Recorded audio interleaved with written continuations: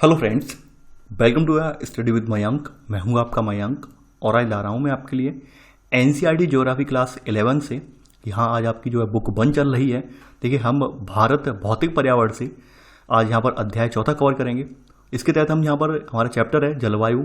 जलवायु को हमने 2 पार्टों में विभक्त कर लिया है, यानी आज यहाँ पर आप जो है पार्ट 1 पढ़ेंगे।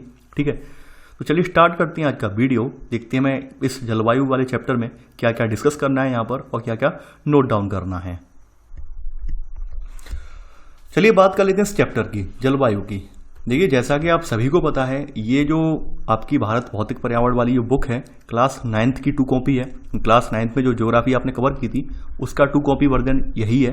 लेकिन यहाँ पे थोड़ा सा अंतर ये है कि यहाँ पर कुछ उपादान जो है, कुछ तत्व जो हैं वो रख दिए गए हैं, एक्स्ट्रा तौर पर रख दिए गए हैं, इस किताब में रख दिए गए हैं। ठीक है, यानी कि क्लास 9th में जो तत्व छूट गए थे वो तत्व यहाँ पर ऐड कर दिए गए हैं। ठीक है, यहाँ पर थोड़े से और जो है साइंटिफिक प्रमाण यहाँ पे ऐड कर दिए गए हैं, इसलिए ये वाली बुक हमारे लिए इंपॉर्टेंट हो जाती है। वैसे तो हम इसे स्किप भी कर सकते थे। दूसरी बात ये है, यहाँ पर एक बात और मैं बताना चाहूँगा, ये वाला जो चैप्टर है जलवायु वाला, क्लास 9th में वहाँ पर ये वाला चैप्टर मैंने अपने मेथोडोलॉजी से, यानी अपने कुछ सिद्धांत भी यहाँ पर मैंने ऐड किए थे। जबकि इस वाले चैप्टर में अब मैं यहाँ पर अब अपने सिद्धांत ऐड नहीं करूँगा, क्योंकि मैं अपने सिद्धांत वगैरह अपनी तरह से मैंने और जो बहुत सारे तत्व बताए थे, ऐड किए थे। ठीक है, वो 9th में ऑलरेडी ऐड कर चुका हूँ। यहाँ पर वो सब ऐड नहीं करवाऊंगा। यहाँ पर मैं यही देखूंगा इस किताब की क्या भाषा है, इस किताब की भाषा के अकॉर्डिंग आपको जो है यहाँ पर ये चैप्टर पूरा लेक्चर दूंगा। ठीक है, आपको मैंने एनसीईआरटी का सार भी तो पता चलना चाहिए। मैं तो अपनी नॉलेज दे ही दूंगा आपको। ठीक है, मैं तो दे ही चुका हूँ ऑलरेडी आपको, लेकिन यहाँ पर पूरा मैं एनसीईआरटी बेस्ड लेके चलूंगा। ठीक है, अब देखिए जलवायु की बात करते हैं। आप सभी जानते हैं कि हमारे देश के विभिन्न कोनों में, ठीक है, यानी देश हमारा बहुत बड़ा देश है। ठीक है, और देश उत्तर से दक्षिण, पूर्व से पश्चिम, यानी आप अगर जाएं तो हमारे यहाँ हर देश में हर जगह कहीं ना कहीं जलवायु भिन्नता हमें देखने को मिलती है। ठीक है, यानी कहीं उत्तर भारत में अगर देखेंगे तो कटकटाती ठंड पड़ती है, दक्षिण भारत में ठंड नहीं पड़ती है। ठीक है, सर्दियों के दिनों में कहीं हमारे जो दक्षिण भारत में तापमान सामान्य रहता है, वहीं उत्तर भारत में हमारे यहाँ तापमान 0 से नीचे चला जाता है। तो इस तरह की भिन्नताएं हमारे देश में देखने को मिलती हैं आप लोगों को। ठीक है, आपने देखा भी है, पढ़ा भी है। तो ये भिन्नताएं जो हैं हमारी, यानी कहीं ना कहीं ये जलवायु के कारण है। ठीक है, और जलवायु प्रभाव जो है वो कोई एक दिन में नहीं होते हैं। यानी कि हम अभी अगर हम बात करें, यानी कि यहाँ पर आपने 2 शब्दों को सुना होगा, मौसम और जलवायु। मौसम क्या होता है, यानी अगर आप मौसम की बात करें तो आपने देखा है कि आप जैसे मॉर्निंग में उठते हैं और आप कहते हैं आज तो बड़ा सुहावना मौसम है। ठीक है, अगले दिन उठते हैं, अगले दिन कहते हैं भाई अरे आज का मौसम तो बहुत खराब हो गया, आज तो बारिश हो रही है, आंधी आ रही है। ठीक है, तो आपने यानी कि एक दिन उठे और दूसरे दिन फिर उठे और दूसरे दिन आपने मॉर्निंग में देखा कि मौसम खराब हो गया। तो यानी मतलब क्या है, यानी आपने क्षणिक अवस्था का अध्ययन किया, यानी कि आपके आसपास का जो वातावरण है, आपके आसपास के वातावरण में क्षणिक अवस्था में परिवर्तन आया, यानी कि थोड़ी सी देर बाद परिवर्तन आ गया, वो मौसमी परिवर्तन बोला जाएगा। ठीक है, यानी मौसम क्या है, वायुमंडल की क्षणिक अवस्था है। जबकि जलवायु का तात्पर्य क्या है कि अपेक्षाकृत लंबे समय की मौसमी दशाओं के औसत से होता है। कहने का मतलब यह है कि मौसम पल पल में बदल सकता है। यानी अभी तो अच्छी खासी धूप है और आप 1 घंटे बाद कहें बादल हो गए, बादल होने के बाद आंधी आई, आंधी के साथ साथ पानी बरसा, मौसम बदल गया, मौसम ठंडा हो गया। जलवायु क्या है, जलवायु का मतलब ये होता है कि लंबे अंतराल का हमने एक लंबे अंतराल का मौसमों का अध्ययन किया। यानी हम जैसे राजस्थान के जैसलमेर वाले रीजन में जाते हैं और जैसलमेर वाले रीजन का हमने लगभग 30 से 40 सालों का अध्ययन किया। ठीक है, अब जैसलमेर का 30 से 40 सालों का जब हमने अध्ययन किया तो अध्ययन करने के उपरांत हमने ये पाया कि भाई यहाँ का मौसम हमेशा शुष्क रहता है। ठीक है, यानी मौसम यहाँ पे शुष्क रहता है और यहाँ पे वर्षा जो है बहुत ही कम होती है। ठीक है, तो ऐसे करके हमने यहाँ पर बता दिया भाई यहाँ की जलवायु कैसी है, शुष्क है। ठीक है, यानी एक लंबे अंतराल के मौसमों का अध्ययन किया, उसके फलस्वरूप हमने जलवायु को बता दिया यहाँ की जलवायु शुष्क है, लेकिन जहाँ की जलवायु नम है या फिर आर्द्र है। तो हम यहाँ पर एक लंबी मौसमी अवस्थाओं का अध्ययन जब करते हैं, लंबे समय अंतराल की मौसमी अवस्थाओं का अध्ययन करते हैं तो वो जलवायु बन जाता है। ठीक है, तो यहाँ पर आपने पहला पॉइंट नोट कर लिया होगा। आगे बढ़ते हैं। अगर बात करें मानसून से, देखिए मानसून से अभिप्राय यहाँ पर क्या है, मानसून से अभिप्राय ऐसी जलवायु से है जिसमें ऋतु के अनुसार पवनों की दिशा में उत्क्रमण हो जाता है। ठीक है, इसे मानसून कहते हैं। ठीक है, यानी कि आप मानसून वगैरह की अवधारणा जानते हैं, कैसे निकला है, क्या निकला है, क्लास 9th में आप ऑलरेडी पढ़कर आए हैं। वो सब चीज़ें मैं यहाँ पर फिर से लिखवाऊंगा नहीं और रिपीट भी नहीं कर पाऊंगा। फिर से मैं आपको बता दे रहा हूँ, आपको क्लास 9th का वीडियो फिर से देखना पड़ेगा। ठीक है, अगर नहीं देखा है तो देख लीजिए। तो मानसून क्या है, यानी मानसून अक्सर आप जानते हैं कि मानसून क्या लाता है, वर्षा लाता है। तो वर्षा लाने वाले जो कारक हैं उनमें जलवायु का भी महत्व है, पवनों का भी महत्व है। ठीक है, सब चीज़ों का महत्व है। तो मानसून में मूलतः जो पवनों की दिशा में जब परिवर्तन हो जाता है, यानी पवनें जब अपनी दिशा उत्क्रमित कर लेती हैं, परिवर्तित कर लेती हैं, तब क्या होता है, अपने साथ वो समुद्री मार्ग के नमी बटोर कर लाती हैं। नमी बटोर के लाने के उपरांत क्या होता है, आपके देश में वर्षा होती है। तो ये क्या कहलाएगा, आपका मानसून कहलाएगा। ठीक है, भारत की जलवायु क्या है, देखिए भारत की स्थिति आपको पता होगी कि भारत की जलवायु कैसी है। भारत जो है उत्तरी गोलार्ध में स्थित है। देखिए यहाँ पर शायद मैप होगा, ठीक है, ये आपका मैप है। ठीक है, ये मैप है, ये कर्क रेखा हमारे यहाँ से जा रही है 23.5 डिग्री उत्तरी अक्षांश वाली जो रेखा है। ठीक है, 23.5 डिग्री उत्तरी अक्षांश वाली जो रेखा कर्क रेखा जिसे बोलते हैं, वो हमारे यहाँ से जा रही है। नीचे से यहाँ पर आप देख पा रहे होंगे, नीचे से यहाँ से हमारे यहाँ क्या जाती है, विषुवत रेखा जाती है। यानी कि हम लोग उत्तरी गोलार्ध में स्थित हैं।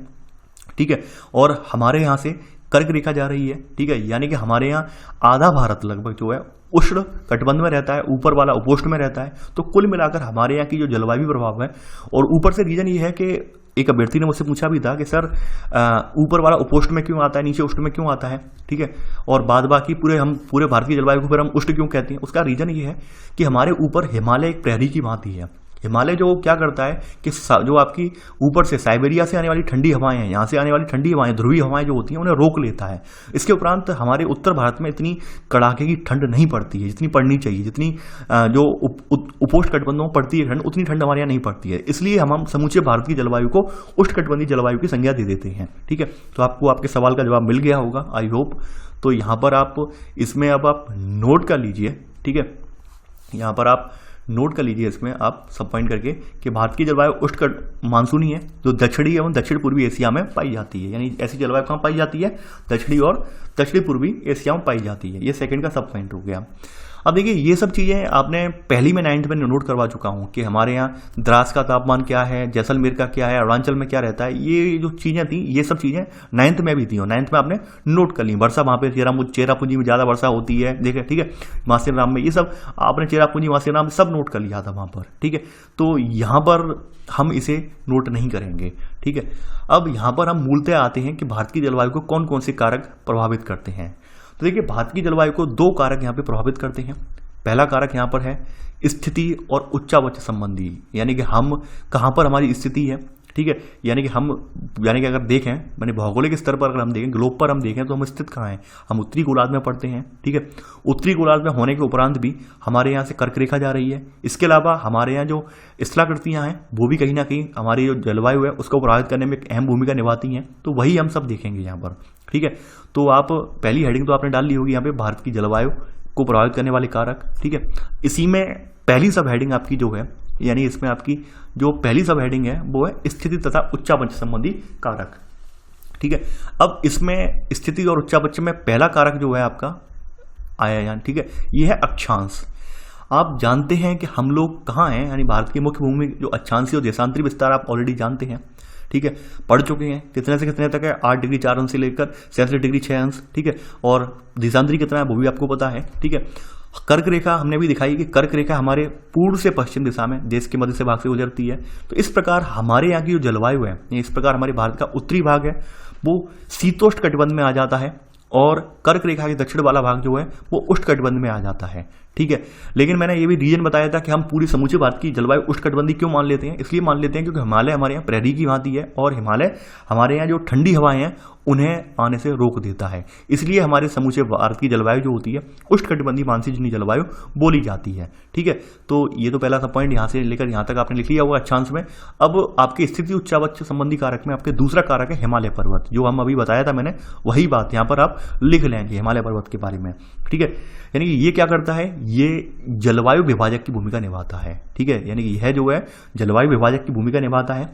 इसकी जो ऊंची पर्वत श्रृंखलाएं हैं, ठीक है, वो उपमहाद्वीप को उत्तरी पवनों से, उत्तरी पवनें यानी ध्रुवीय पवनें, उत्तर की ओर से आने वाली जो ध्रुवीय पवनें, ठंडी पवनें जो हैं, ठीक है, तो उनसे सुरक्षा प्रदान करती हैं। यानी उत्तरी पवनों में लिख लेना ब्रैकेट में, ध्रुवीय पवनों से अभेद्य सुरक्षा प्रदान करती हैं। और इसी प्रकार हिमालय मानसून पवनों को रोककर उपमहाद्वीप में वर्षा का कारण बनता है। यानी एक तो हिमालय अगर हम मैप में जाएं थोड़ा सा, तो यहाँ पर हिमालय जो है प्रहरी की भांति खड़ा है ये, ठीक है, ये हिमालय है पूरा, ठीक है, ये खड़ा है। एक और तो ये भाई क्या कर रहा है, हमारे देश में जो उत्तरी ध्रुवीय पवनें हैं उन्हें आने से रोक दे रहा है। दूसरी ओर क्या कर रहा है कि भाई इधर से जो हमारे यहाँ जो पवनें जा रही हैं, इधर से हमारे यहाँ जो दक्षिण पश्चिम मानसूनी वाली पवनें जा रही हैं वो इनसे टकराती हैं और इसके तट पर यहाँ पर, ठीक है, इसके जो निचला घाटी है यहाँ पे एक अच्छी खासी वर्षा करती हैं, ठीक है। तो यानी हिमालय हमारे यहाँ कहीं ना कहीं जलवायु विभाजक की भूमिका है इसके। एक और तो बहुत ठंडी जलवायु है, दूसरी ओर यहाँ पर अच्छी खासी वर्षा भी मिल रही है, ठीक है। तो ये बात यहाँ पर कही गई है, तो आपने नोट कर लिया होगा, ठीक है। आगे बढ़ते हैं, अब भारत में बात करते हैं जल और स्थल का वितरण, कि हमारे यहाँ जल कैसा है, स्थल कैसा है, इसका वितरण कैसा है, ठीक है। यानी थर्ड सब पॉइंट, स्थिति और स्थलाकृतियों में थर्ड सब पॉइंट आपका जल और स्थल का वितरण। यानी कि आप पता है आपका भारत की स्थिति, आप भौगोलिक स्थिति देखें तो भारत जो है 3 ओर से समुद्रों से घिरा हुआ है, यानी कि यहाँ साइड से, यानी कि यहाँ पर पश्चिम में अरब सागर, पूर्व में बंगाल की खाड़ी और नीचे दक्षिण में हिंद महासागर, यानी इसका प्रायद्वीपीय वाला रीजन जो है 3 ओर से समुद्र से घिरा हुआ है। तो यहाँ की जलवायु की प्रकृति जो होती है वो प्रायद्वीपीय है, ठीक है। वहीं आपका उत्तर भारत वाला रीजन जो है, ठीक है, वो हिमालय पर्वत श्रृंखला से अच्छा देता है, यानी ऊपर उत्तर भारत वाली जो श्रेणी जो है वहाँ पर हिमालय पर्वत स्थित है। तो कहीं ना कहीं ये जो चीज़ें हैं हमारे यहाँ, ये जलवायु को, यानी कि जलवायु को वितरण में असमानता की स्थिति उत्पन्न करती हैं जो आपके सामने है, ठीक है। तो यहाँ पर लिख लेना पहले कि भारत के दक्षिण में 3 ओर हिंद महासागर, उत्तर की ओर, ठीक है, ऊंची अविच्छिन्न पर्वत श्रेणी है, ठीक है। अब आपको पता होगा कि स्थल की अपेक्षा क्या होता है कि जल जो होता है वो देर से गर्म होता है और देर से ठंडा होता है, ये आपको पता होगा, ठीक है। यानी स्थल जो होता है जल्दी गर्म होता है, जल्दी ठंडा होता है, ठीक है। इसलिए स्थल में आपने देखते होंगे कि कभी आपको बहुत ठंड का महसूस होती है, कभी गर्मी महसूस होती है, जबकि समुद्र से लगे हुए राज्य हैं जहाँ पे ठंड और जो गर्मी ज़्यादा नहीं पड़ती है, सम रहता है मौसम, ठीक है, जलवायु सम रहती है। यानी कि यहाँ के लोगों के पास ऊनी कपड़े नहीं मिलेंगे आपको, ठीक है। यानी प्रायद्वीपीय भारत में रहने वाले लोगों के पास ऊनी कपड़े नहीं होते हैं, वो उनके पास ठंड पड़ती नहीं है, जलवायु यानी मौसम सम रहता है, ठीक है। तो यहाँ पर सम प्रभाव रहता है। सम प्रभाव का रीजन यहाँ पे बताया गया है, वो भी आपको लिखवा दिया है मैंने, ठीक है।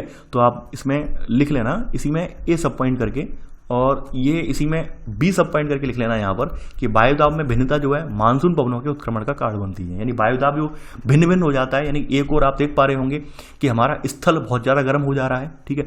अब देखिए, एक अगर मौसम की क्रियाविधि अगर मैं आपको बताऊँ, अगर स्थल ज़्यादा गर्म हो जाता है, यानी स्थल गर्म कब होता है, जब सूर्य की सीधी किरणें स्थल पर पड़ती हैं, यानी ऐसे करके सीधी किरणें पड़ती हैं तो यहाँ पर स्थल बहुत गर्म हो जाता है। स्थल गर्म होने से क्या होता है कि भाई यहाँ पर एक IDCZ का निर्माण होता है, यानी अंतः उष्णकटिबंधीय अवसरण क्षेत्र का निर्माण होता है, ठीक है। और उस क्षेत्र के निर्माण होने की वजह से क्या होता है, वहाँ पर एक निम्न दाब का क्षेत्र बन जाता है, और निम्न दाब क्षेत्र जो बन जाता है उसे भरने के लिए पवनें जो होती हैं विभिन्न दिशाओं से चल पड़ती हैं। तो ऐसे करके पवनें जब चलती हैं तो पवनें अपने साथ नमी ले आती हैं, और वही नमी जो होती है वो भारत में विभिन्न पहाड़ियों से टकरा कर वो नमी आपको प्राप्त हो जाती है वर्षा के रूप में, ठीक है। इसके बारे में आगे लिखेंगे, अभी आपको केवल एक मैंने ओवरव्यू दे दिया, आगे अभी लिखूंगा, ठीक है। आगे बढ़ते हैं, यहाँ पर आपने नोट कर लिया जल और स्थल का वितरण। आगे बढ़ते हैं, समुद्र से तट की दूरी, यानी अगला कारक जो हमारा है, चौथा कारक है इसी में, ठीक है। यह समुद्र से तट की दूरी, यानी हमारी तटरेखा जो है विस्तृत लंबी तटरेखा है। तो हमारे दक्षिण भारत के लगभग 9 राज्यों हैं, तो 9 राज्यों में इनके किनारे पर सम जलवायु पाई जाती है, ठीक है। इन लंबी तटीय रेखा के कारण भारत के विस्तृत तटीय प्रदेशों में समकारी जलवायु पाई जाती है, ठीक है। जिन राज्यों का तट ज़्यादा लंबा चौड़ा है, यानी समुद्र तट से ज़्यादा जुड़ा हुआ है, तो वहाँ पर जलवायु कैसी है, सम जलवायु पाई जाती है। वहीं दूसरी ओर बात कर लें, इसी में सब पॉइंट है, समुद्र तट से दूर जो आंतरिक भाग हैं, जैसे दिल्ली हुआ, कानपुर हुआ, ठीक है, यानी कि वहीं लिख लेना दूसरी ओर समुद्र तट से दूर देश के आंतरिक भागों में स्थिति, ठीक है, स्थिति में मौसमी परिवर्तन पूरे जीवन को प्रभावित करता है, ये मत लिखना लाइन, ठीक है। इसके अलावा समुद्र तल से ऊंचाई भी मायने रखती है भाई, कि भाई कौन सा हिस्सा समुद्र तल से ऊंचा है, कौन सा हिस्सा नीचा है। तो 5वां कारक आपका ये यही है, समुद्र तल से ऊंचाई। देखिए, ऊंचाई के साथ क्या होता है, तापमान में गिरावट आती है। आपने देखा था कि भाई प्रति 1000 मीटर ऊंचाई पे जाने पे कितना 6 डिग्री सेल्सियस तापमान गिर जाता है, ठीक है। यानी जैसे जैसे ऊंचाई बढ़ती जाएगी, जैसे जैसे पहाड़ों पे चढ़ते जाएंगे, तापमान में गिरावट आती जाएगी, ठीक है। तो वही बात यहाँ पर कही गई है इस ऊंचाई के साथ तापमान घटता है। विरल वायु के कारण पर्वतीय प्रदेश मैदानों की तुलना में अधिक ठंडे होते हैं, यानी कि यहाँ पर ऊंचाई जैसे से बढ़ती जाती है, जहाँ की वायु जो होती है वो विरल होती जाती है, सघन नहीं हो पाती, यानी मैदानी भागों की जलवायु होती है सघन होती है, ठीक है, वहाँ के कण वायु के कण पास पास होते हैं, जबकि जैसे जैसे ऊपर उठते जाती हैं तो जलवायु जो होती है वो वायु जो होती है विरल होती जाती है, सघन नहीं हो पाती है, यानी वायु की मात्रा कम होती जाती है और वायु दूर दूर विरल होती जाती है, और तापमान भी टेम्परेचर भी डाउन चला जाता है पहाड़ों पर, ठीक है। तो वही बात कही गई है, इस वजह से हमारे यहाँ आगरा का तापमान एक अलग देखने को मिलेगा आपको गर्मी, यानी कि यहाँ पर जनवरी में आगरा का तापमान 16 डिग्री सेल्सियस, दार्जिलिंग में 4 डिग्री सेल्सियस, क्योंकि दार्जिलिंग जो है पहाड़ी पर है, ठीक है। तो वो एग्जाम्पल एक दिया गया है यहाँ पर। अब देखिए छठी स्थिति है उच्चावच। छठी स्थिति जो है आपकी सब पॉइंट, छठा सब पॉइंट है उच्चावच, ठीक है।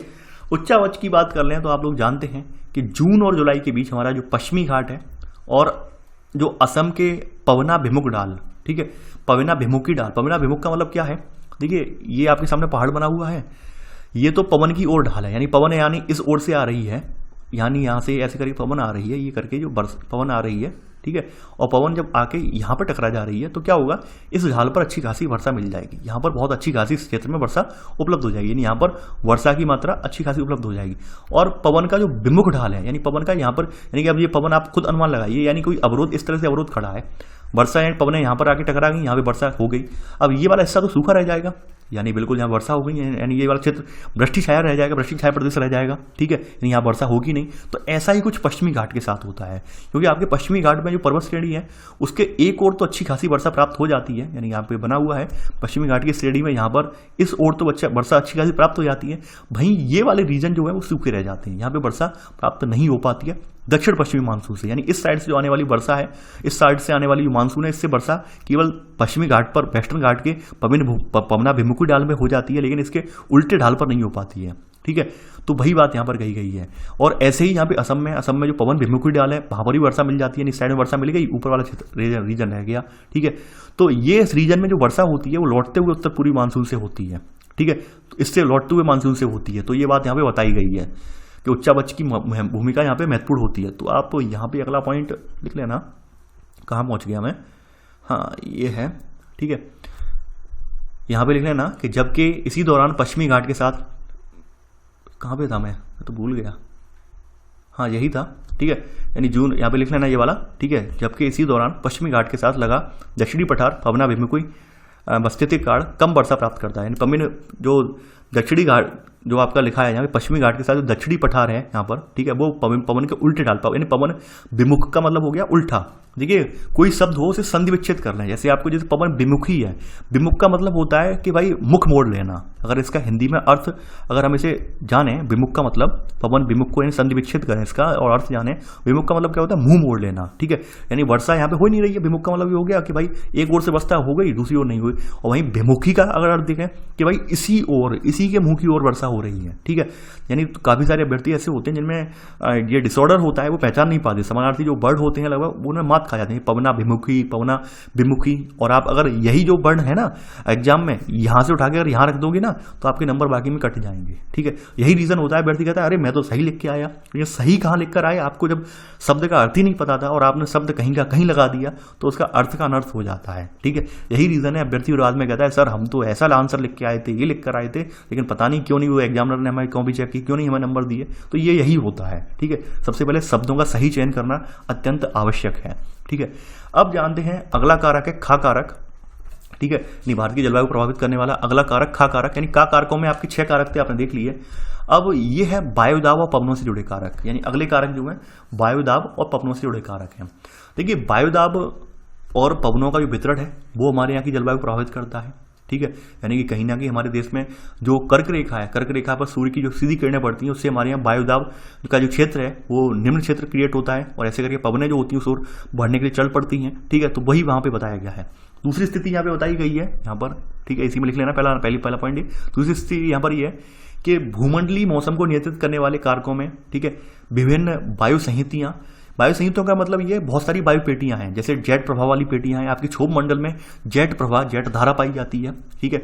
जेट प्रवाह की खोज तब हुई थी जब द्वितीय विश्व वर्ल्ड वार के दौरान जो वायुयान वगैरह ऊपर पहुंचे, ठीक है, तो उन्हें एक हवा का एहसास हुआ, ठीक है, यानी जिस ओर जाना चाहते थे उस ओर वो नहीं पहुंच पाए और एक हवा का एहसास हुआ कि भाई वायुयान वगैरह वहाँ पहुंच ही नहीं पा रहे हैं और हमें उनका विरोध करना पड़ा हवा का, तो ऐसे करके इसका नाम जेट प्रभाव पड़ गया, ठीक है।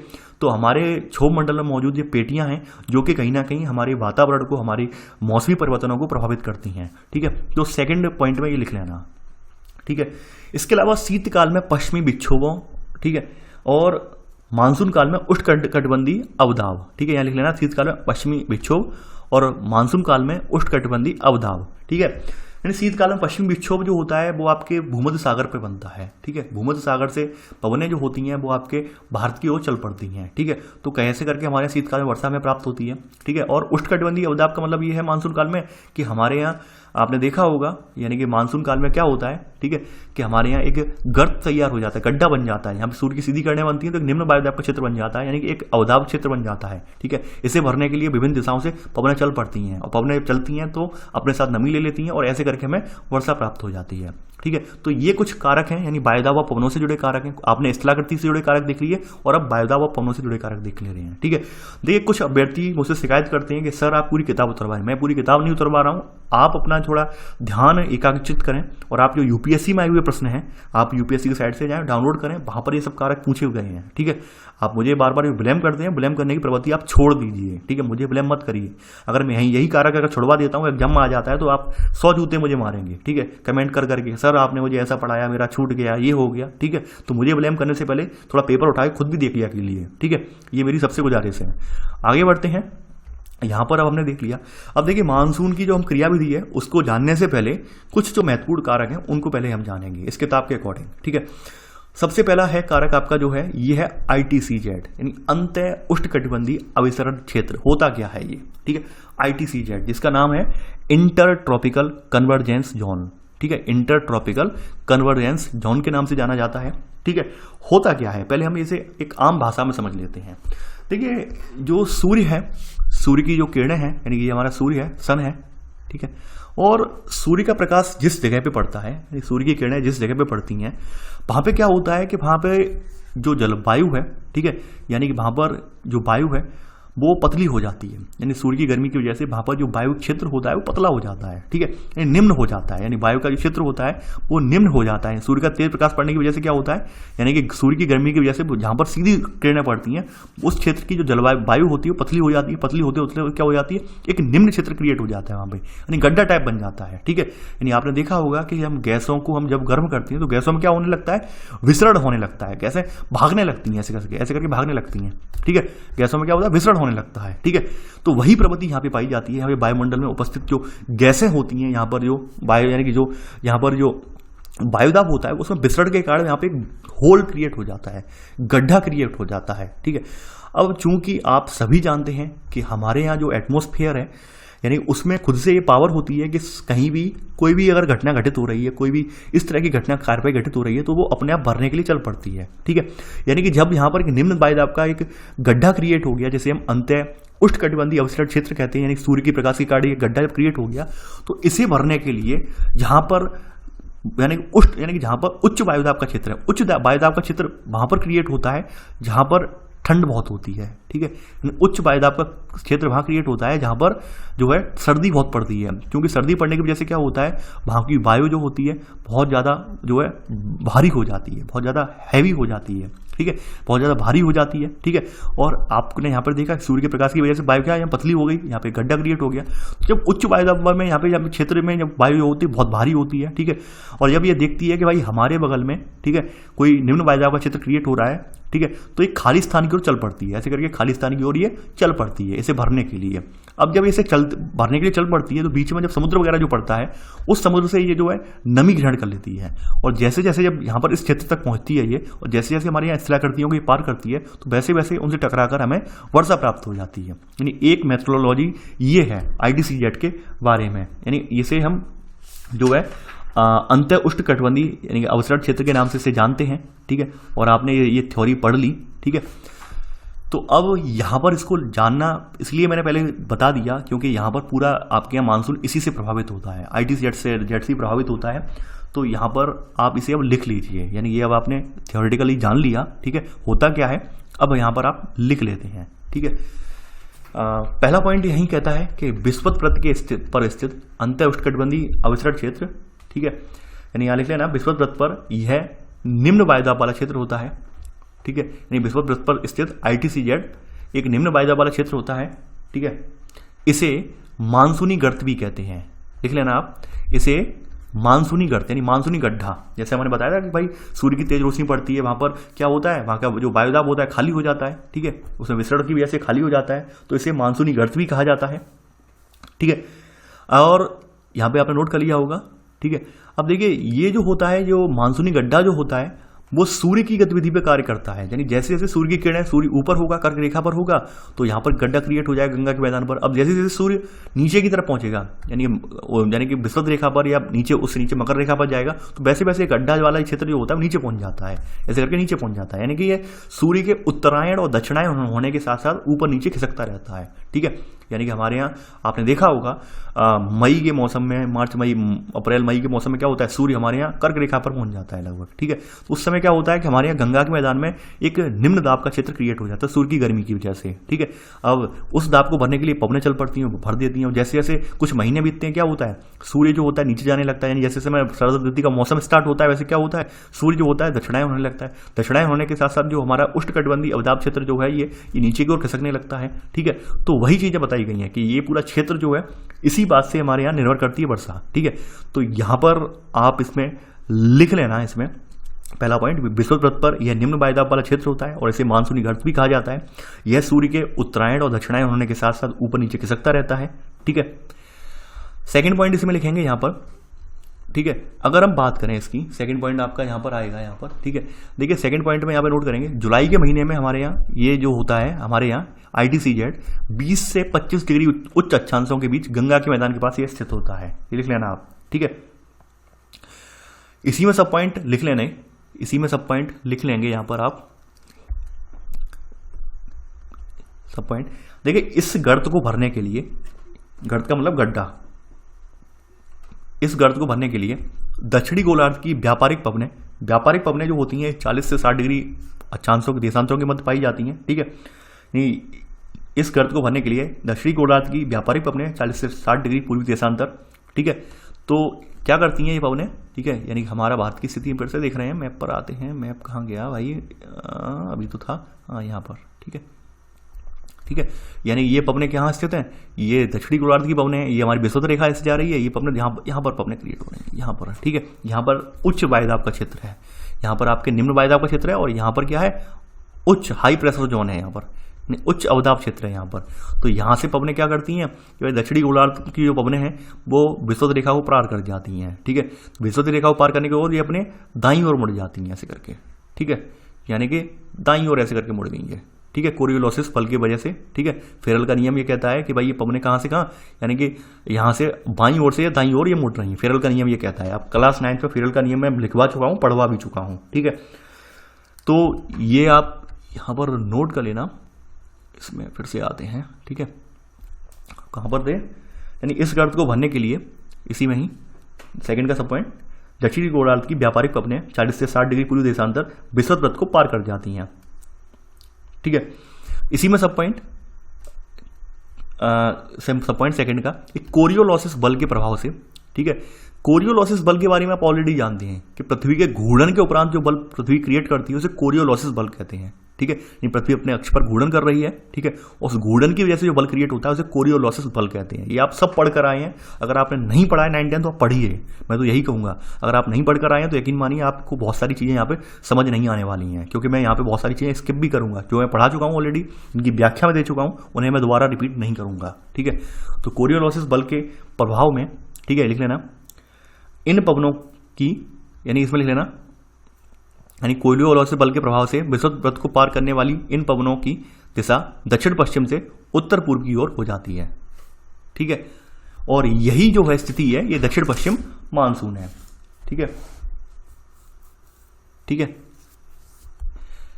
यानी कि ये लिखना, यही दक्षिण पश्चिम मानसून है। ये क्या है हमारे लिए, दक्षिण पश्चिम मानसून, यानी कि ये नीचे से आने वाला जो मानसून है हमारे लिए, जो ये हो गया, ये हमारे लिए दक्षिण पश्चिम मानसून बोला जाता है। नीचे से वर्षा हो रही है, ठीक है, यानी कि इस ओर से जो मानसून आ रहा है ये दक्षिण पश्चिम मानसून है। और एक मानसून हमारे यहाँ ऐसे आता है उत्तर पूर्व से, ठीक है, ठीक है। एक मानसून हमारे यहाँ उत्तर पूर्व से आता है, यानी इस तरफ से आता है, इस तरफ से आता है, ठीक है। ये उत्तर पूर्वी मानसून बोला जाता है। तो अगला पॉइंट यहाँ पे लिखेंगे, जब ITCZ क्या होता है कि जुलाई के महीने में, जून जुलाई के महीने में ऊपर रहता है, गंगा के मैदान के ऊपर रहता है। जैसे जैसे समय बीतता है ये ITCZ नीचे खिसकने लगता है। अब जब ITCZ यहाँ से जब नीचे की तरफ आ जाता है तो क्या होता है, यहाँ पे निम्न दबाव का क्षेत्र क्रिएट हो जाता है। तो ऐसे करके पवनें जो होती हैं यहाँ से चल पड़ती हैं और यहाँ बंगाल की खाड़ी से नमी ले लेती हैं, तो भारत के तमिलनाडु वाले रीजन पर वर्षा करती हैं। क्योंकि मैं आपको बता दूं, दक्षिण पश्चिमी मानसून जो होता है वो यहाँ से निकल जाता है, पास कर जाता है, वो तमिलनाडु वाले रीजन पर वर्षा नहीं कर पाता है। अक्सर पूछा जाता है कि क्या दक्षिण पश्चिमी मानसून से तमिलनाडु में वर्षा होती है? बिल्कुल नहीं होती है। दक्षिण पश्चिमी मानसून से तमिलनाडु में वर्षा नहीं होती है। तमिलनाडु में वर्षा उत्तर पूर्वी मानसून से होती है, ठीक है। यानी कि जब ITCZ क्षेत्र आपकी जब अगस्त सितंबर के महीने में नीचे की तरफ पहुंच जाता है तो यहाँ पर क्या होता है कि यहाँ से पवनें चल पड़ती हैं इस निम्न दबाव के क्षेत्र को बढ़ने के लिए, ठीक है। तो निम्न दबाव के क्षेत्र को बढ़ने की चल पड़ती हैं तो बंगाल की खाड़ी से नमी ले लेती हैं और ऐसे करके इस तट पर टकराकर यहाँ पर वर्षा भरपूर मात्रा में करती हैं, ठीक है। तो यहाँ पर अब अगला लिख लेना, यानी सेकंड का पहला सब पॉइंट, सेकंड का सेकंड सब पॉइंट। अब सेकंड का थर्ड सब पॉइंट नोट करेंगे कि इसी के अनुसार पवनों की दिशा दक्षिण पश्चिम से बदलकर उत्तर पूर्व हो जाती है जब, तो यही उत्तर पूर्वी मानसून कहलाता है। यानी जब पवनें हमारे यहाँ ITCZ नीचे की तरफ खिसक जाता है, ठीक है। देखिए किताब क्या होती है, किताब में राइटर जो होते हैं वो इस तरह से लिखते हैं किताब में, मैं बता रहा हूँ रीजन। उन्हें लगता है कि आप क्लास 11th में आ गए तो क्लास 9th का पढ़ा होगा आपने, क्लास 9th का याद होगा, 10th का याद होगा। जबकि हकीकत बात यह है कि कोई भी स्टूडेंट जो होता है अपनी स्टूडेंट लाइफ में वो एक बर्डन की तरह लेता है। यानी इन सब किताबों को लगता है उसी क्लास ये पार की, अब छोड़ो, अब मुझे याद नहीं रखना है। जबकि अभ्यर्थी से अपॉर्चुनिटी की तरह लेते हैं, ठीक है। तो राइटर ही मानते हैं कि आप पढ़ के आए हैं तो वो चीज़ें स्किप कर दी। तो वही बात यहाँ पर है, अगर आप डायरेक्ट इस किताब को पढ़ेंगे तो आपको समझ में नहीं आएगा ये है क्या, ठीक है। और ये अभी तो आप सर कह रहे थे कि दक्षिण पश्चिम मानसून से प्रभावित हो रहा है, अब अचानक से इन्होंने उत्तर पूर्वी कर दिया। हुआ क्यों? हुआ इसलिए कि भाई अभी ITCZ जो था वो गंगा के मैदान पर था। अब वो गंगा के मैदान पर थोड़ी ना बना रहेगा, जैसे सूर्य दक्षिणायन होगा, ठीक है, यानी कि सितंबर के महीने तक नीचे पहुंचने लगेगा सूर्य, तो यहाँ पर ITCZ भी नीचे खिसकने लगेगा। तो ITCZ का निर्माण जब नीचे की तरफ होगा तो यहाँ पर इस साइड से पवनें चल पड़ेंगी, यानी ITCZ जब जहाँ बनेगा तो इस साइड से चल पड़ेंगी और इन पवनों को उत्तर पूर्वी पवनें कहेंगे, ठीक है। तो ये सब बातें आप लिख चुके हैं, ठीक है। तो ये तो था आपका ITCZ की अवधारणा, ठीक है, जिसे आपने लिख लिया। अब देखिए हमारे यहाँ एक घटना और है जो भारतीय मानसून को प्रभावित करती है। देखिए ये सभी कारक मैं पहले लिखवा दे रहा हूं ताकि आपको समझने में दिक्कत ना हो इस चैप्टर के अकॉर्डिंग। देखिए इस चैप्टर में अगर हम शुरुआत से पढ़ें, शुरुआत में तो बहुत सारे कारक दे दिए थे, अगर मैं वो शुरुआत में वो पढ़ाता तो आपको समझ में कुछ नहीं आता। पहले ये बेसिक जो कारक है उन्हें समझना बहुत जरूरी है। अब एक घटना आती है एल नीनो और भारतीय मानसून, ठीक है। ये आप हेडिंग डालें ना, अल नीनो और भारतीय मानसून। अल नीनो का भारतीय मानसून पे क्या असर पड़ता है, ठीक है, वो हम यहाँ पर जानेंगे। देखिए अल नीनो के बारे में अगर बात करें तो अल नीनो को एक जटिल मौसमी तंत्र की संज्ञा दी गई है और ये हर 5 या 10 साल के बाद प्रकट होता है, ठीक है। यानी कि ये जो अल नीनो वाली जो प्रकृति है जिस जगह पर ये घटित होती है उसकी वजह से पूरा मौसमी चक्र जो होता है वो बिगड़ जाता है। एक आसान शब्दों में समझ सकते हैं कि अल नीनो की जो स्थिति है वो क्रिएट जो होती है वो पेरू के निकट होती है, ठीक है। यानी पेरू जो देश है, यानी कि दक्षिण अमेरिकी देश है, वहां पर ये उसकी एक साइड में धारा बैठ जाती है, हम्बोल्ट धारा या फिर पेरुवियन धारा, ठीक है। ये ठंडी धारा होती है और ठंडी धारा के ऊपर एक वहां पर ये ठंडी धारा गर्म धारा में परिवर्तित हो जाती है, ठीक है।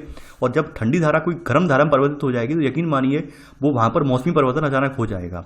तो ये जो मौसमी परिवर्तन यहाँ पर होता है वही मौसमी परिवर्तन समूचे विश्व भर की जो है जलवायु है उसको प्रभावित करता है, ठीक है। यानी यहाँ पर वही चीजें कही गई कि अल नीनो की वजह से भारतीय मानसून पर भी असर पड़ता है, ठीक है।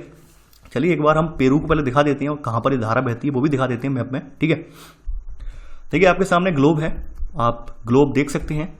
हम भारत, यानी ये हमारा प्यारा सा भारत है, आप देख पा रहे हैं। और जैसे जैसे हम यहाँ पर अमेरिका पर पहुंच गए, ऊपर आपके सामने नॉर्थ अमेरिका, नीचे दक्षिणी अमेरिका, और दक्षिणी अमेरिका का एक देश है पेरू, ठीक है।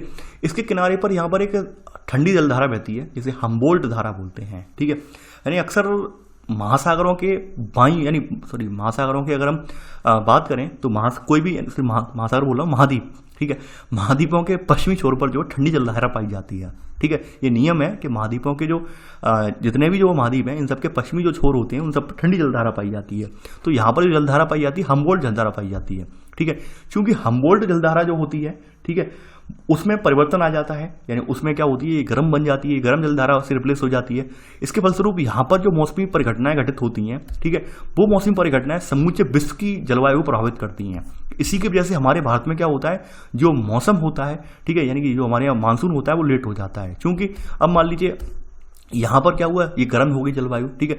गर्म होने से क्या हुआ भाई, पहले यहाँ पर एक उष्ण वायुदाब का क्षेत्र था, अब उष्ण वायुदाब की जगह जब यहाँ की जलवायु गर्म हो गई, ठीक है, तो गर्म होने से क्या हुआ कि भाई यहाँ पर वाष्पन अपने आप होने लगा। वाष्पन होने से क्या हुआ कि उष्ण वायुदाब वाला क्षेत्र पहले से ही आर्द्र था, अब वो और आर्द्र हो गया। तो ऐसे करके एक जगह तो अच्छी खासी वर्षा हो गई, दूसरी जगह वर्षा हो ही नहीं पा रही है। तो इस तरह से सूखा, बाढ़ वगैरह की स्थितियां क्रिएट होती हैं, यानी संसार के कुछ हिस्सों में बाढ़ आ रही है, कुछ हिस्सों में जो है सूखा पड़ रहा है, तो वो इस परिघटना की वजह से होती हैं। देखिए, आपको पता होगा कि प्रकृति जो है, सारी परिघटनाएं जो होती हैं अपने आप में खुद हील करने की पावर रखती है, और प्रकृति में ही ऐसी बहुत सारी घटनाएं घटित होती हैं जिनकी वजह से प्रकृति का संतुलन बिगड़ जाता है, और उन्हीं में से ये आपकी अल नीनो वाली परिघटना है, ठीक है।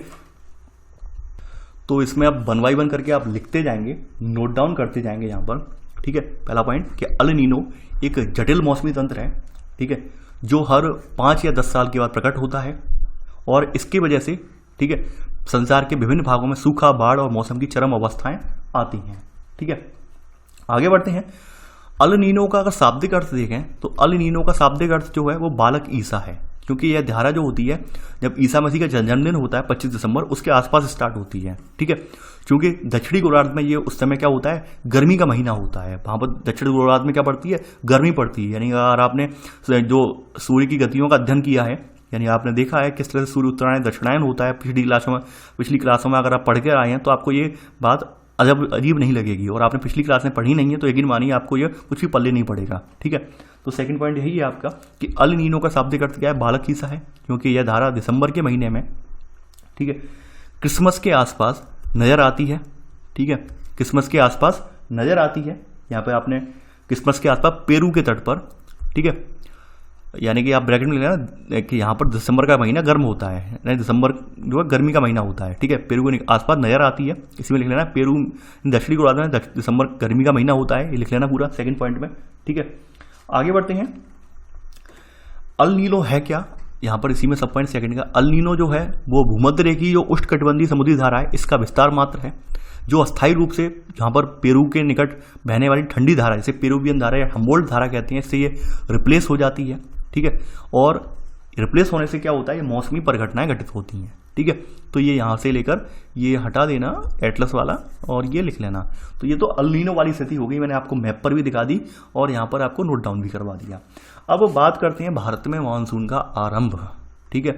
तो देखिए, भारत में मानसून का आरंभ जो है वो आप ऑलरेडी ITCZ वाली अवधारणा में जान चुके हैं कि हमारे यहाँ भारत में मानसून का आरंभ किस प्रकार से होता है, कैसे मानसून हमारे यहाँ आता है, वो आप ऑलरेडी जान चुके हैं, ठीक है। तो मैं इसमें सीधा सीधा अब आपको लिखवाऊंगा, ठीक है। यानी आपकी जो हेडिंग है, अब यहाँ से पहली हेडिंग है कि भारत में मानसून का आरंभ, भारत में मानसून आता कहाँ से है, ठीक है।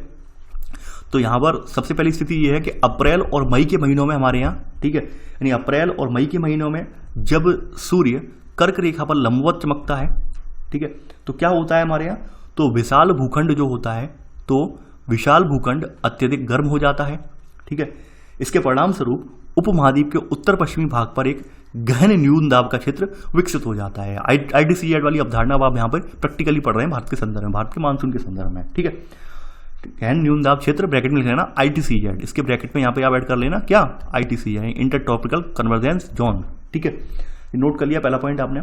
अब इसी में सब पॉइंट लिखेंगे, पहले का सब पॉइंट देखिए, निम्न वायुदाब केंद्र जो होता है वो क्या करता है, विषुवत रेखा के दूसरी पार, यानी कि विषुवत रेखा दूसरी पार का मतलब क्या है, दक्षिणी गोलार्ध की जो हवाएं हैं, सन्मार्गी हवाएं हैं, उन्हें अपनी ओर आकर्षित कर लेता है। क्योंकि सिद्धांत यह कहता है कि जो हवाएं जो होती हैं वो उच्च दाब से निम्न दाब की ओर चलती हैं, तो क्या होता है, उच्च दाब से निम्न दाब की ओर जो हमारी दक्षिणी गोलार्ध की हवाएं होती हैं चल पड़ती हैं इसे भरने के लिए, ठीक है।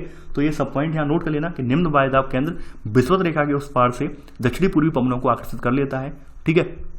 और इसी में लिख लेना कि जब ये पवनें, ठीक है, सागरों के ऊपर से गुजरती हैं, जब ये पवनें सागरों के ऊपर से गुजरती हैं, मैं बोल रहा हूँ वो लिख लेना, तो अपने साथ नमी भी ले आती हैं। क्या ले आती हैं, नमी, ठीक है, नमी भी ले आती हैं, ठीक है। ये आपने नोट कर लिया होगा। आगे बढ़ते हैं, यहाँ पर सेकंड पॉइंट यहाँ पे नोट करेंगे। इसी में देखिए, दक्षिण पश्चिम मानसून जो है, यहाँ पर आप इसमें सेकंड पॉइंट आप नोट करेंगे, यहाँ पर आप, ठीक है, यहाँ पर नोट करेंगे सेकंड पॉइंट, दक्षिण पश्चिम मानसून, ठीक है, यहाँ पर आप लिखते जाइए, ठीक है। यहाँ पर जो है हाईलाइट करना भूल गया हूँ, लिख लेना कि सेकंड पॉइंट, दक्षिण पश्चिम मानसून केरल तट पर 1 जून को पहुंचता है, ठीक है। यानी केरल तट पर ये दक्षिण पश्चिम मानसून जो है ये कब पहुंचता है, 1 जून को पहुंच जाता है।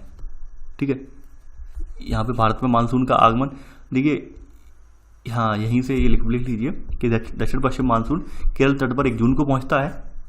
ठीक है, जिसे मानसून का प्रस्फोट कहते हैं, यानी इसे क्या कहते हैं, मानसून का प्रस्फोट की संज्ञा दी जाती है। ठीक है, मानसून का प्रस्फोट कहते हैं। ठीक है, ये आपने लिख लिया होगा।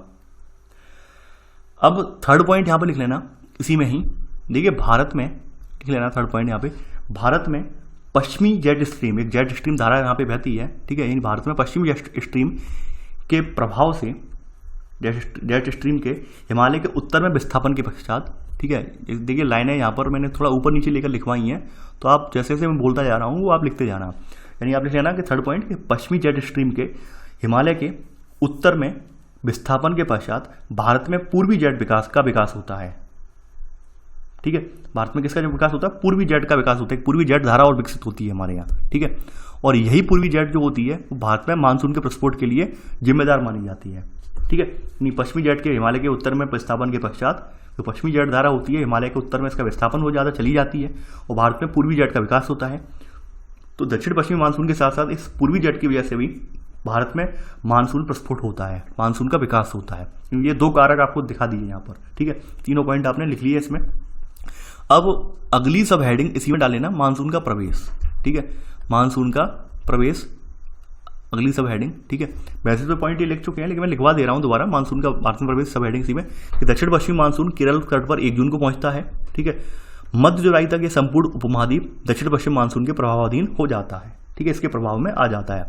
ध्यान रखना, दक्षिण पश्चिम मानसून जो होता है वो केरल के यहाँ पर तो इस पर तो वर्षा करता है, इस तट पर तो वर्षा करता है, सह्याद्री के इस तट पर वर्षा करता है, पवनाभिमुखी डाल पर, विमुख डाल पर नहीं करता है, उल्टे साइड में वर्षा नहीं करता है, यानी इस साइड में वर्षा यहाँ पर नहीं होती है, ये क्षेत्र जो है सूखा रह जाता है। ठीक है, तो ये आप ध्यान रखना अपने माइंड में, अभी आगे लिखेंगे ये। ठीक है, तो यहाँ पर आपने नोट कर लिया होगा। अब आगे बढ़ते हैं। अब अगला हेडिंग यहाँ पर है, अगली हेडिंग है भारत में वर्षावाही तंत्र तथा मानसूनी वर्षा का वितरण। यानी भारत में वर्षावाही तंत्र किस प्रकार से वर्क कर रहा है और मानसूनी वर्षा का वितरण किस प्रकार से है। ठीक है, देखिए भारत में वर्षा लाने वाले 2 तंत्र हैं। कौन कौन से 2 तंत्र हैं? पहला तंत्र आपका जो है यहाँ पर, पहला सब पॉइंट आप लिखेंगे, पहला तंत्र आपका ये है उष्णकटिबंधीय अवदाब। ठीक है, ये बंगाल की खाड़ी या उससे भी आगे पूर्व में दक्षिणी चीन सागर में पैदा होता है। ठीक है, यानी कि अपने यहाँ वर्षा लाने के 2 तंत्र हैं। पहला तंत्र तो है उष्णकटिबंधीय अवदाब, ये बंगाल की खाड़ी में या फिर उससे भी आगे पूर्व में दक्षिण चीन सागर में पैदा होता है और ये पता है क्या करता है, ये उत्तरी भारत में मैदानी भागों में वर्षा करता है। यानी कि आपके यहाँ एक तो दक्षिण पश्चिमी मानसून इस तरफ से घुसता है, एक यहाँ बंगाल की खाड़ी से मानसून इस तरह से घुसता चला जाता है। ठीक है, दोनों मानसून एक जगह पे आगे टकराते हैं, दोनों को टकराव होता है, इस साइड की पवनों का भी, इस साइड की पवनों का भी। ठीक है, तो यहाँ पर वही बात कही गई है। ठीक है, पहला यहाँ पे कारक यहाँ पे बताया गया है कि आपके उष्णकटिबंधीय अवदाब जो है बंगाल की खाड़ी में या फिर उसके पूर्व में, ठीक है, दक्षिण चीन सागर में पैदा होता है और ये भी जो है उत्तर पूर्वी मानसून के लिए, यानी उत्तरी मैदान भारत के मैदानों के भागों में ये वर्षा करता है। ठीक है, ये आपने पहला सब पॉइंट लिख लिया है इसमें। सेकंड सब पॉइंट यहाँ पर लिखेंगे, यहाँ पर दूसरा तंत्र कौन सा है? दूसरा तंत्र अपने यहाँ जो है अरब सागर से उठने वाली दक्षिण पश्चिम मानसून धारा है जो भारत के पश्चिमी तट पर वर्षा करती है। ठीक है, पश्चिमी तट पर ये वर्षा करती है, लिख लेना आप। आगे बढ़ते हैं यहाँ पर। अब देखिए यहाँ पर इसमें नोट करके कुछ लाइन एक लिख लेना आप, नोट करके एक लाइन आप लिख लेंगे, वो ज़्यादा बेटर रहेगा नोट करके। ठीक है, देखिए भारत के जो पश्चिमी तट पर है वो पश्चिम से जो पूर्व उत्तर पूर्व की ओर, यानी यहाँ पर भारत के जो पश्चिमी तट है, पश्चिमी तट से क्या कैसे वर्षा होती है, यानी यहाँ भारत के पश्चिमी तट पर और यहाँ से पूर्व, ठीक है, और पूर्व में उत्तर पूर्व, इस तरह से वर्षा होती चली जाती है। यानी ये रीजन पूरा छूट जाता है। समझने की बात कोशिश कीजिए। यानी भारत में पश्चिमी तट पर क्या होता है कि पश्चिमी तट पर मानसून आया, टकराया, ठीक है, यहाँ पे टकराया, आगे बढ़ा, पूर्व की ओर आगे बढ़ गया और पूर्व से आगे बढ़ते बढ़ते उत्तर पूर्व की ओर यहाँ पर ये धारा जो है पवन मुड़ गई, जो मानसूनी पवन है उत्तर पूर्व की ओर मुड़ गई। ठीक है, तो ऐसे करके ये दक्षिण पश्चिम मानसून आगे तक ऐसे करके बढ़ता चला जाता है। तो वो बात यहाँ पे लिखी गई है। ठीक है, तो यहाँ पर यही नोट कर लेना कि पूर्व उत्तर पूर्व की ओर तथा उत्तरी भारतीय मैदान में एवं प्रायद्वीपीय उत्तरी भाग में, ठीक है, एवं प्रायद्वीप, यानी कि ये तो उत्तर पूर्वी मैदान तक चला जाता है, यानी भारत के उत्तर पूर्व की ओर और उत्तर भारतीय मैदान में चला जाता है। इसके अलावा प्रायद्वीपीय उत्तरी भाग का जो है, प्रायद्वीपीय उत्तरी भाग है, इसमें पूर्व दक्षिण पूर्व से उत्तर पश्चिम की ओर वर्षा की मात्रा में घटने की प्रवृत्ति पाई जाती है। यानी ऐसे ऐसे करके वर्षा जो है घटती चली जाती है। यानी कि अगर पूर्व दक्षिण पूर्व से अगर देखें हम, ठीक है, यानी कि यहाँ से आने वाली जो पवनें हैं, इस साइड से आने वाली ये पवनें हैं, तो यहाँ पर इनकी मात्रा घटती चली जाती है। ये बात यहाँ पर लिखी गई है, ठीक है। ये यहाँ पर कार्रवाई बताई गई है ऐसे करके, ठीक है। देखिए ये सब पूरा मैप जो है, मैप का रिप्रेजेंटेशन है। जितना अच्छा आप मैप समझ लेंगे उतना अच्छा आपको समझ में आ जाएगा। अब देखिए अगली घटना तो अब आपकी भारत में होती है मानसून में विक्षेद। मानसून में विक्षेद का रीजन है यानी कि मानसून में रुकावट, ठीक है, यानी कुछ सप्ताह तक वर्षा ना होना, उसे मानसून विक्षेद कहते हैं, ठीक है। तो ये होता क्यों है? ये होता है दक्षिण पश्चिम मानसून काल में एक बार या कुछ दिनों तक वर्षा ना होने के कारण, एक या दो, कई या सही सप्ताह तक वर्षा का ना होना, यहाँ पर मानसून विक्षेद कहा जाता है इसे। ये लिख लेना पूरा, ठीक है। इसके कुछ कारण हैं, उन कारणों को लिखना जरूरी है। जरूरी इसलिए है क्योंकि अगर आपसे पूछा जाएगा तो बता देंगे। कुछ कारण इसके जो है, इसमें सब पॉइंट करके लेना। पहला कारण ये है कि उत्तरी भारत के मैदानों में जो ITCZ है, ठीक है, इसके अलावा उष्णकटिबंधीय चक्रवात है, ठीक है।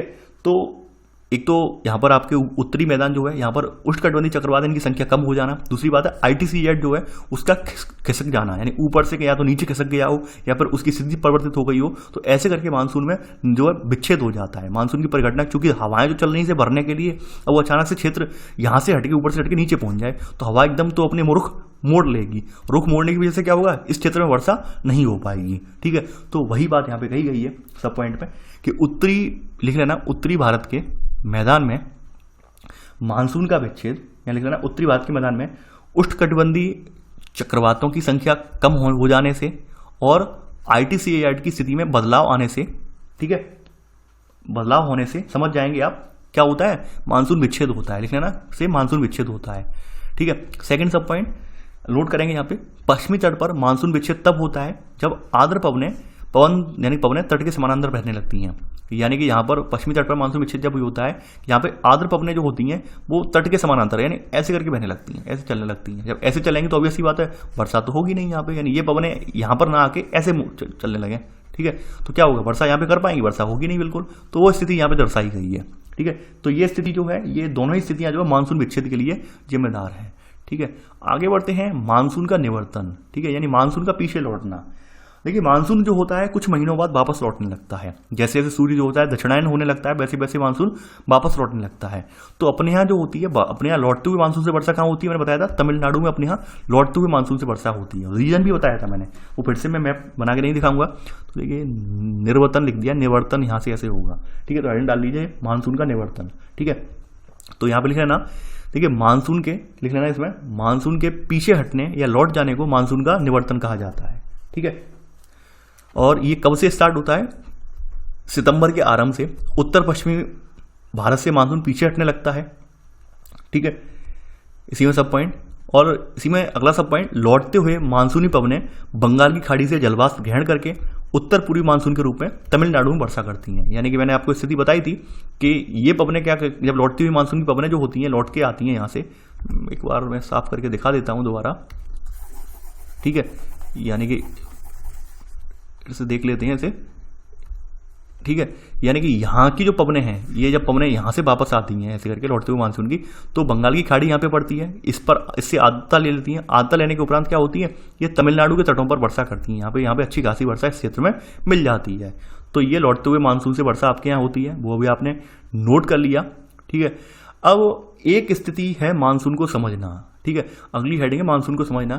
चूंकि मानसून को समझने की प्रकृति दो जगह भिन्न भिन्न है, विश्व के संदर्भ में दिखाई गई है और अपने भारत के संदर्भ में दिखाई गई है कि विश्व के संदर्भ में मानसून का अध्ययन कैसे किया जाता है और भारत में मानसून का अध्ययन कैसे किया जाता है, वो यहाँ पे दिखाया गया है, ठीक है।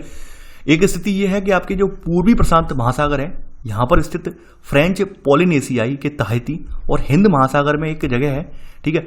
यहाँ पर जैसे ऑस्ट्रेलिया के पूर्वी भाग में स्थित पोर्ट डार्विन, इनके बीच पाए जाने वाले जो वायुदाब का अंतर होता है, इसको मापकर मानसून की तीव्रता के बारे में पूर्वानुमान लगाते हैं। यानी नासा वगैरह के वैज्ञानिक वगैरह हैं या फिर और जो संस्थाएं हैं, ठीक है, वो जो मौसम की गतिविधियां संसार में किस प्रकार से संचालित होती हैं, उनका अनुमान इन दो जगहों का अध्ययन करने के उपरांत लगाती हैं। तो मैं दोनों जगहें दिखा दे रहा हूँ आपको मैप में। एक बार देखिए मैप कहाँ गया, ये है, ठीक है। ये आप देख पा रहे हैं आपके सामने मैप है ये, ठीक है। यानी कि आपसे मैंने कहा था, यानी कि यहाँ पर आपकी दो स्थितियां हैं, यानी पूर्वी प्रशांत महासागर का पूर्व वाला रीजन, ये वाला रीजन, ठीक है। पूर्वी प्रशांत महासागर के क्या यहाँ पर ये है ताहिती वाला रीजन, ये आपने देखा था पूर्वी प्रशांत महासागर में स्थित फ्रेंच पोलिनेशिया के तहत एक आता है जगह ताहिती, ये स्थान आता है ताहिती, ठीक है। तो ताहिती, ठीक है, और हिंद महासागर में ऑस्ट्रेलिया के पूर्वी छोर पर ये आ रहा है बिंदु, ठीक है। तो ये बिंदु है पोर्ट डार्विन, पूर्वी भाग में स्थित पोर्ट डार्विन, ठीक है। तो इनके बीच में रेखा खिंची हुई है ये वाली, तो इनके बीच का जब अध्ययन किया जाता है तो यहां से पता चल जाता है मानसून की तीव्रता क्या होगी संसार में, ठीक है। ये आपको मैंने मैप पे दिखा दिया चित्र में, ठीक है। तो ये आपने नोट कर लिया होगा, जैसा मैंने बताया है आपने नोट कर लिया होगा, मैं यही आशा करता हूं, ठीक है। अगर भारत की बात करें तो भारत में मौसम विभाग जो है हमारा, ठीक है, यानी इंडियन मीटरोलॉजिकल डिपार्टमेंट जो है वो 16 कारकों यानी 16 मापदंडों के आधार पर मानसून के संभावित व्यवहार के बारे में काफी समय का पूर्वानुमान लगाता है, ठीक है। यानी आप लिख लेना भारत का मौसम विभाग 16 कारकों के आधार पर मानसून के संभावित व्यवहार का, ठीक है, संभावित व्यवहार का पूर्वानुमान लगाता है। तो इसी के साथ आपका पार्ट 1 कंप्लीट होता है। आई होप आपको पार्ट 1 अच्छे से समझ में आया होगा, ठीक है। देखिए आप लोग इतने ज़्यादा हताश निराश ना हो, मेरे सामने कुछ समस्याएं थी, इस वजह से मैं जो ये लेक्चर नहीं ला पा रहा था 10-12 दिन से, ठीक है। तो आप लोग समझने लगे कि सर मयंक सर तो पढ़ाएंगे नहीं, पागल बना गए, मुझे बीच में छोड़ कर चले गए। देखिए मैंने कभी भी कोई सब्जेक्ट बीच में नहीं छोड़ा है, ठीक है, पहली बात तो ये जान लीजिए, मैंने कोई भी सब्जेक्ट कभी बीच में नहीं छोड़ा है। मेरी यही पूरी कोशिश रही है सारे सब्जेक्ट आपको कंप्लीट हो जाएं। यहाँ पर मेरे साथ समस्या रहती है कि आपके जो हिस्ट्री और ज्योग्राफी वाले सब्जेक्ट जो होते हैं इनके लिए मुझे खुद के नोट्स पहले बनाने पड़ते हैं, ठीक है। समस्या यहाँ पर ये आ जाती है, यानी कि हिस्ट्री और ज्योग्राफी आपके ऐसे सब्जेक्ट हैं जिनके लिए मुझे अपने खुद के नोट्स जब तक नहीं होंगे तब तक मैं आपको पढ़ा नहीं पाऊंगा, यानी खुद के मुझे एक शॉर्ट नोट्स तैयार करने पड़ते हैं, क्योंकि यहाँ पर किताबों में बहुत सारे टॉपिक जो होते हैं स्किप होते हैं, या किताबों में बहुत सारे टॉपिकों के मध्य अंतर दे दिया होता है। अंतर का मतलब ये होता है कि मेन चीज़ें होती हैं वो गायब कर देते हैं, लिखते नहीं है, तो उन्हें समझाने के लिए मुझे खुद के नोट्स बनाने पड़ते हैं, इसमें लगता है टाइम, ठीक है। तो इसलिए मैंने थोड़ा आपको गैप लिया था, यानी कि मैंने ये देखा था कि जब थोड़ा 11-12 अगर कवर करवा दूंगा इकोनॉमी वाला पोर्शन तो थोड़ा मुझे गैप मिल जाएगा और मेरे नोट्स खुद के बन जाएंगे, उसके बाद लेक्चर जो सुचारू रूप से आपको मिलने लगेंगे, ठीक है। तो आप लोग इतने हताश निराश या बार बार आप अधीर ना हो, मैं कमेंट मैं पढ़ लेता हूँ, मैं देख लेता हूँ कमेंट आप सबके, ठीक है, और मैं आपके लिए सब जो कंप्लीट भी करवाऊंगा आपकी किताब, ठीक है। तो आप लोग इस वीडियो को ज़्यादा से ज़्यादा लाइक शेयर करें। इसके अलावा इससे संबंधित जो MCQ वाला पोर्शन है उसका लिंक मैंने यहाँ पे आई बटन में दे दिया है, डिस्क्रिप्शन बॉक्स में भी उसका लिंक मैंने दे दिया है, तो आप लोग वहाँ पर जाकर इससे संबंधित जो MCQ वाला पोर्शन है उसको वीडियो को जरूर देख लें। तो चलिए आज के लिए बस इतना ही। Thanks for watching. जय हिंद।